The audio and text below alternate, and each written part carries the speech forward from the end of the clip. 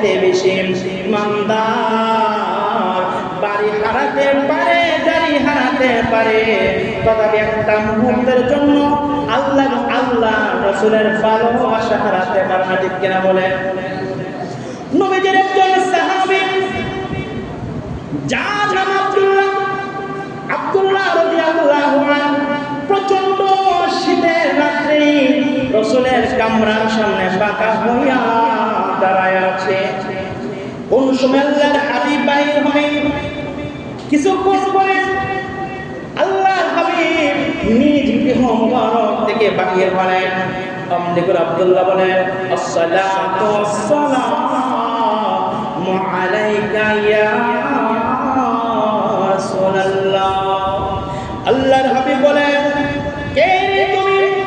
ভীষণ কুয়াশার কারণে তোমাকে সুস্পষ্টভাবে দেখা যায় না। আরে যুবক, কে তুমি? পরিচয় দাও। অমনি করে সামনে আসলেন, আয়েশা বলে, রাসূলুল্লাহ, ইয়া হাবিবাল্লাহ, ওগো নবীজি, আমার নাম হলো আব্দুল্লাহ। নবী গো, আমার ছেলে।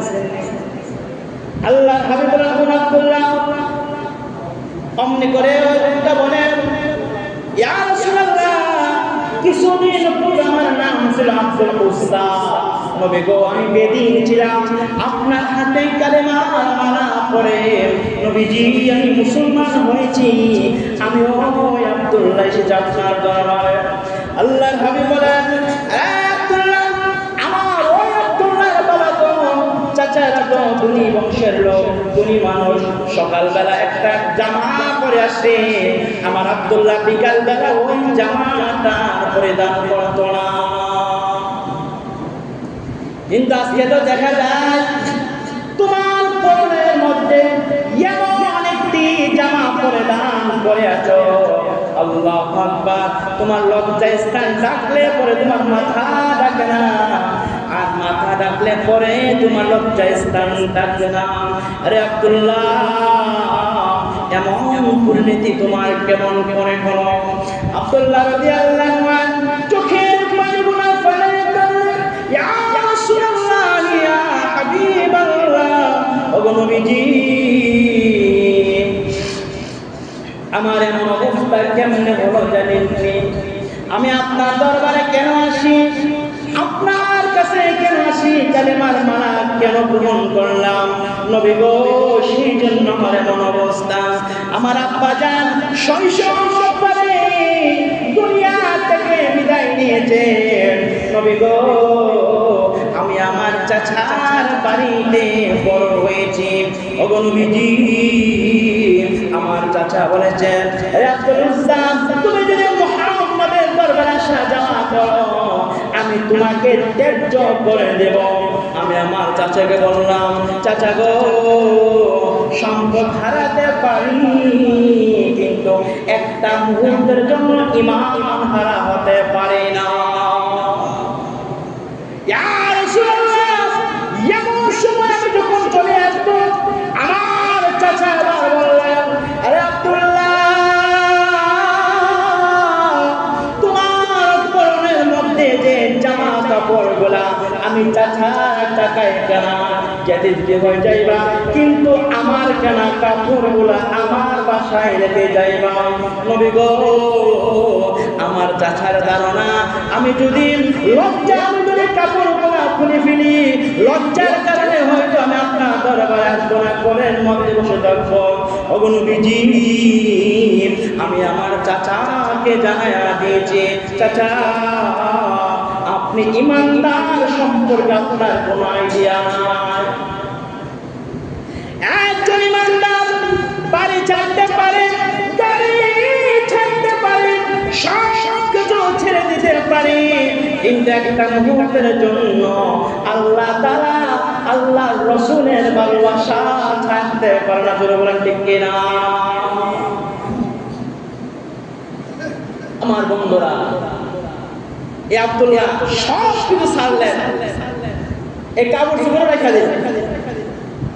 আমার আব্দুল্লাহ রাদিয়াল্লাহু আনহু চোখের পানিগুলো ফেলাইয়া মা জননীর দরজার সামনে গিয়ে দাঁড়ায়। ডেকে বলে আম্মা গো, ও মা, একটা কাপড়ের ব্যবস্থা করে দেন না। মা জননী বালেক ছেলের অবস্থা দেখি লজ্জায় পরিণত হয়ে বাসায় গিয়ে একটা কাপড় দান করলেন। আল্লাহু আকবার।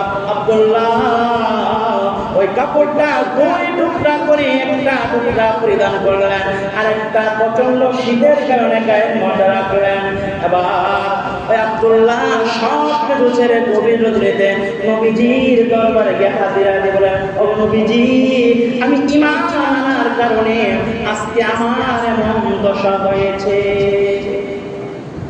তাহলে বুঝা গেল ঈমান আনলে বালা মুসিবত আসবে, বালা মুসিবত ছাড়া ঈমানটা মুক্ত হতে পারে না। যত নবী দেখেন ঈমান হাইজিনে মুসিবত, এমন কোন নবী নাই যে পরীক্ষা দিতে হয়েছে না, আগুনের মধ্যে ফুটতে হয়েছে, দুই খণ্ডিত হইতে হয়েছে। আল্লাহু আকবার। এমন ঈমান আনলে, ঈমান নবীজি বলেন তসবির দানা মানে সুতাটা ছিঁড়ে গেলে যেমন ভাবে দানাগুলা অতি দ্রুত পড়ে যায়, ঈমান আনলে তোমার উপর আমার উপর মুসিবত এত দ্রুত আসবে। অনেকে কয় কি রে, আমি না নামাজ পড়ি, আমার যে জামালই শেষ হয়। ঈমান আনলে কি মুসিবত কি কম না পারবো, পারবো। পরীক্ষা ছাড়া আপনি মানে উপর কাজ করতে পারবেন না। 8 থেকে 9 উঠতে গেলে কি লাগে?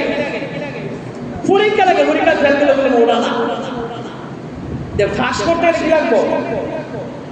আল্লাহ ধনী হতে গেলে আল্লাহ নিকট হতে পরীক্ষা দিয়ে দিয়েছে। আমার বন্ধুরা, ইয়ামান আব্দুল্লাহ রাদিয়াল্লাহু আনহু কোন কাহিনী শোনার পরে নবীজি আব্দুল্লাহকে বললেন, আব্দুল্লাহ রে, আর কান্দিস না, আমি নবী যা খাই তুই খাবি, আমি নবী যদি উপোস থাকি তুই উপোস থাকবি। আব্দুল্লাহ রে, আয় আমার ঘরে আয়। নবীজির একটা পুরাতন কাপড় মুবারক আব্দুল্লাহরে দান করলেন। নবীজির কাপড়ের দাম আছে নি? আল্লাহ। এরপর থেকে আব্দুল্লাহ বাঁকা দেন হয়ে গেলেন, মানে 2 টুকরা কাপড়ের মালিক। সুবহানাল্লাহ বলেন, টাইটেল লাগছে। অমনি করে আল্লাহর হাবিব আব্দুল্লাহ রাদিয়াল্লাহু আনহুকে ডেকে বললেন, আব্দুল্লাহ বলো না, তোমার কোন আকাঙ্ক্ষা আছে নি? তোমার কোন দুনিয়াতে চাওয়া আছে নি?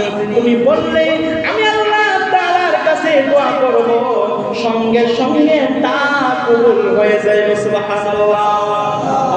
আমাদের বলা হয় আল্লাহ বলবে শুধু পাওয়া গেছে হুজুর দিনের কাজ করতে গেলে তো গাড়ি ঘোড়া দরকার, আমাকে পালসার ধরে লাভ করে দেন। দিনের কাজ করতে গেলে কার গর্বই করুন যান, এই একটা চান্স দিল আর কি ও আরো খাই বলে হুজুর দাবর শুনে দেওয়া হয়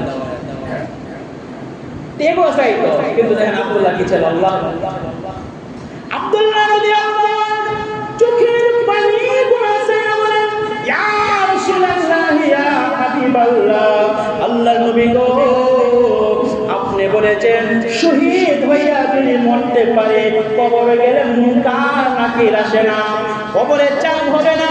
ইয়া রাসূলুল্লাহ, আপনি দোয়া করেন আমি আব্দুল্লাহ যেন শহীদি মরণ পাইতে পারি। আমার বানের ভাইয়েরা, আল্লাহ হাবিব হাত বললেন, প্রভু গো, আমার আব্দুল্লাহ রে তুমি শহীদ হিসাবে কবুল করো। আমার বানের ভাইয়েরা, কিছুদিন যেতে না যেতে একটা যুদ্ধের দামামা বেজে গেল। আল্লাহ হাবিব অনেক সাহাবায়ে কেরামকে পাঠালেন, সাথে আব্দুল্লাহও পাঠালেন। তারা আগে গিয়েছেন।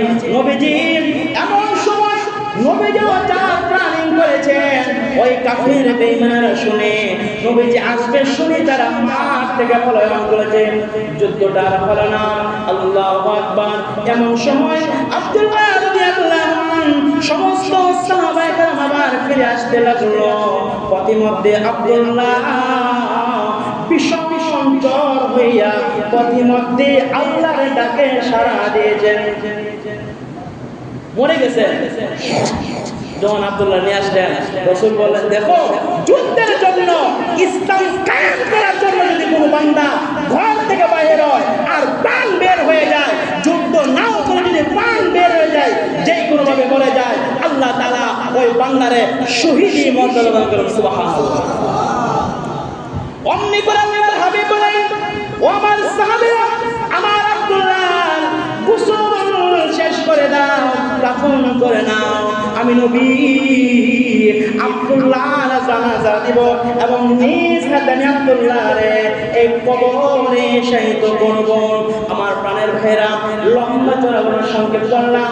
আব্দুল্লাহরে পুলিশে সমস্ত কার্য শেষ করার পরে নবীজি কবরের পাশে দাঁড়ায়া নিচে নামলেন।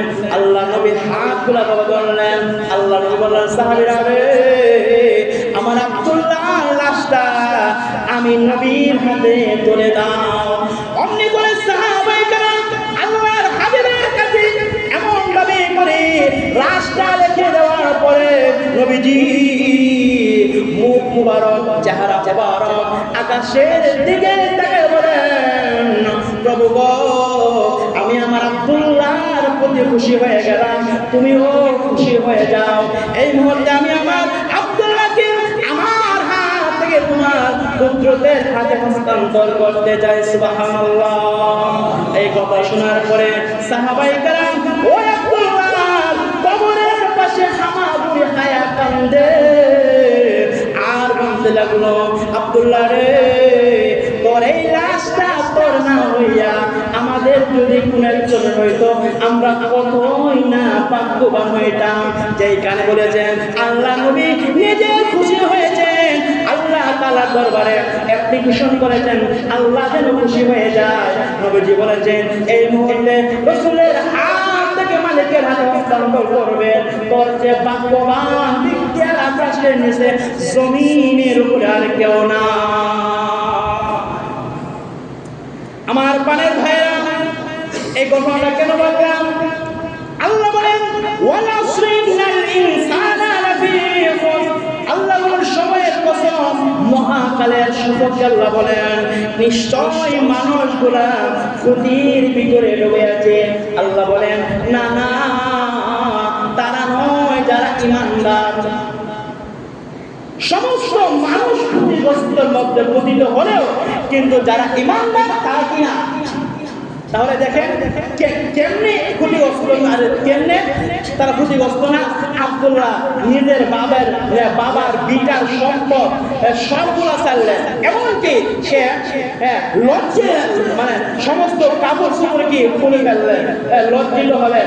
তারপরও সে ইজ্জত হারালেন, সম্পদ হারালেন, মাল হারালেন, সব সুযোগ হারায়ও সে কি ক্ষতিগ্রস্ত লাভবান, কারণ সে ঈমানদার। আল্লাহ তাআলা বলেন, দুই নম্বরে ওয়ামিলুস সালিহাত, যে ব্যক্তি নেক আমল করব, নেক আমল কি আল্লাহ রাসূল সাল্লাল্লাহু আলাইহি সাল্লাম যা দিয়েছেন তা নেক আমল, যা নিষেধ করেছেন তা ছেড়ে দিল, ওইটা নেক আমল। সময় না, শেষ করে দিচ্ছি। আল্লাহ বলেন যে আমলে সালেহ রাসূল যা করেছেন বলেছেন সেটা করার নামে কি নেক আমল। যেটা রাসূল করে না, যেটা করতে বলে না, সেটা ছেড়ে দিল, ওইটা নেক আমল। কথা বলছেন নি? রমজান মাসে রোজা রাখুন কি ইবাদত, আর শাওয়াল মাসের প্রথম 4 দিন বলে কি না রাখার নামে ইবাদত। রাখলে কি গুনাহ হবে, বুঝছেন না? এবার 3 নম্বর আল্লাহ বলেন, ওয়াতাওয়াসাউ বিল হক, যারা পরস্পর একে অপরকে সত্যের উপদেশ দেয়, ন্যায়ের উপদেশ দেয়, ভালো কথা বলে। আর আমাদের রাসূল আমার কাছে আইলে চিন্তা করছিল, আমি আছি না, আমরা কাছে মরে গেছি গা, রাজ্যতে যেখানে আমরা আছি, সমাধান তো আমরা করব। আরে বাবা রে বাবা, কার খাওয়ার কিছু এরকম যদি লাগিয়ে দেখি আমরা তো আছি, আবার বেড়ায় যায় কি রে, তুই বুয়া বাড়ি বেড়ায়, এবার তোর পিতা দিছি কতই লাগাইতে দিবে দেখি নেক পরামর্শ না অসৎ, তার সফলতা তার খুঁজে পেতে আছে। আল্লাহ বলে যারা সৎ পরামর্শ নেই, হকের কথা বলে, তারা হলো কি 3 নাম্বার গুণের অধিকারী। 4 নাম্বার অথবা সবে সবরে, আল্লাহ বলেন যারা ধৈর্য ধারণ করে, কি মুসিবতের সময় ধৈর্য ধরে আল্লাহ পাক যে কথাগুলো বলেছে আল্লাহ বলেন সময়ের সময় সমস্ত মানুষ ক্ষতির মধ্যে কিন্তু তারা নয় যারা ইমানদার, যারা ন্যায় আমল করে, যারা সৎ কাজের আদেশ দেয়, যারা ধৈর্য ধারণ করে। আল্লাহ পাক রব্বে কারীম আমাদের সকলকে ঈমান এনে ন্যায় আমল করা তৌফিক দান করুন। বলেন আমিন।